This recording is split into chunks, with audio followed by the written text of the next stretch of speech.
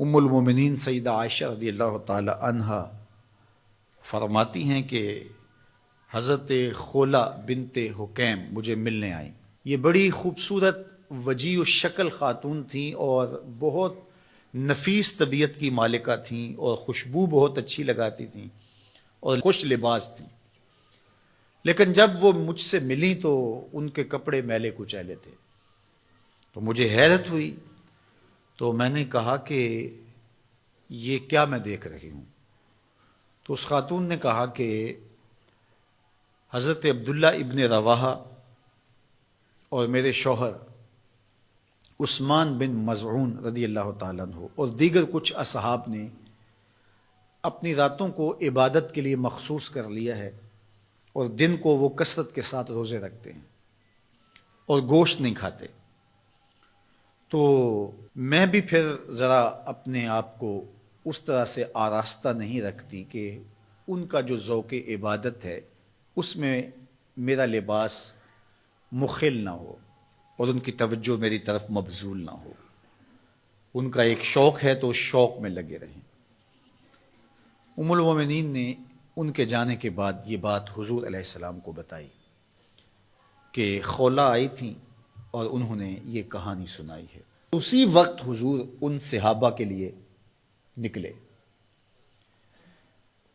وہ جہاں بیٹھے تھے حضور وہاں جا پہنچے، اور حضور اتنی جلدی میں تھے کہ حضور نے اپنے جوتے بائیں ہاتھ کی شہادت والی انگلی میں پکڑ لیے، اور حضور وہاں جب پہنچے تو فرمایا تمہارا کیا معاملہ ہے؟ تو انہوں نے کہا جی ہم رات قیام کرتے ہیں، دن کو روزے سے ہوتے ہیں، گوشت نہیں کھاتے، اس میں ہم خیر کے طالب ہیں۔ تو آقا کریم علیہ السلام نے ارشاد فرمایا کہ تم رات کو قیام بھی کیا کرو اور رات کو سویا بھی کرو، روزہ بھی رکھا کرو اور افطار بھی کیا کرو، کسی دن رکھ لیا کسی دن چھوڑ دیا، اور اسی طرح جو کھانے پینے کے معاملات تھے تو اس میں بھی حضور نے ہدایت فرمائی۔ فرمایا کہ میرے رب نے مجھے سہل دین دیا ہے، یہ آسان دین ہے، یہ مشکل نہیں ہے۔ تو حضور نے فوراً جا کے اس چیز کی، اس امر کی تردید کی کہ یہ کوئی بات نہیں ہے کہ تم اپنے آپ کو مشقت میں ڈالو۔ حضرت عثمان بن مظعون رضی اللہ تعالیٰ عنہ نے حضور سے اجازت طلب بھی کی، دوسرا موقع تھا، چونکہ یہ بہت ہی زہد کا مزاج رکھنے والے صحابی تھے۔ ویسے صحابہ میں غالباً 13واں یا 14واں نمبر ہے ان کا اسلام لانے کا۔ ہجرت حبشہ بھی انہوں نے کی ہے، حضور کے رضائی بھائی بھی لگتے ہیں۔ انہوں نے حضور سے اجازت طلب کی کہ ہمیں تبتل کی اجازت دے دی جائے۔ تبتل کیا ہے؟ کہ سب سے کٹ کے اللہ کے ہو جائیں، اور یہ جز وقتی تبتل اختیار کرنا، اس کی ہمیں تلقین کی گئی ہے۔ وَتَبَتَّلْ إِلَيْهِ تَبْتِيلًا۔ اللہ نے قرآن مجید میں اپنے محبوب علیہ السلام سے کہا محبوب کبھی کبھی سب سے کٹ کے اس طرح کا رنگ اختیار کیا کرو، اور یہ ہمیں بھی تلقین ہے۔ کبھی کبھی دن میں ایک مرتبہ آدھے گھنٹے کے لیے، 2 گھنٹے کے لیے موبائل بھی بند ہو، دروازہ بھی بند ہو، لائٹیں بھی کم کر لی جائیں، مصلی ہوں، آپ ہوں، آنسو ہو اور جذب ہو رہے، اس کا کوئی گواہ نہ ہو، اس کی ویڈیو بنانے کی ضرورت نہیں ہے، اور صبح بتانے کی بھی ضرورت نہیں رات مجھے بڑا رونا آیا۔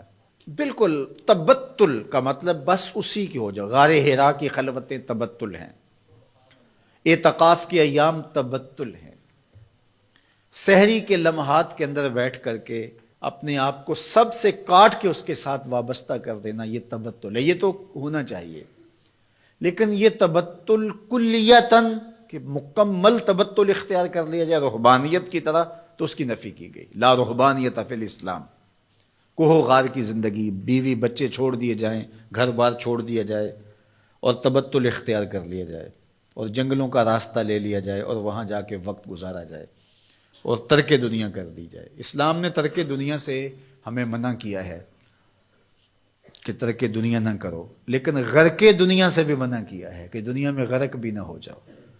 صوفیہ فرماتے ہیں دنیا میں ایسے رہو جس طرح کشتی پانی میں رہتی ہے، کہ پانی میں رہتی ہے لیکن پانی کو اپنے اندر نہیں آنے دیتی، کیونکہ کشتی پانی میں رہے تو خود بھی تیرے گی، اپنے اوپر بیٹھنے والوں کو بھی ساحل پہ لگائے گی، لیکن اگر پانی کشتی میں آ گیا تو کشتی کو لے ڈوبے گا، کشتی کے مسافروں کو بھی لے ڈوبے گا۔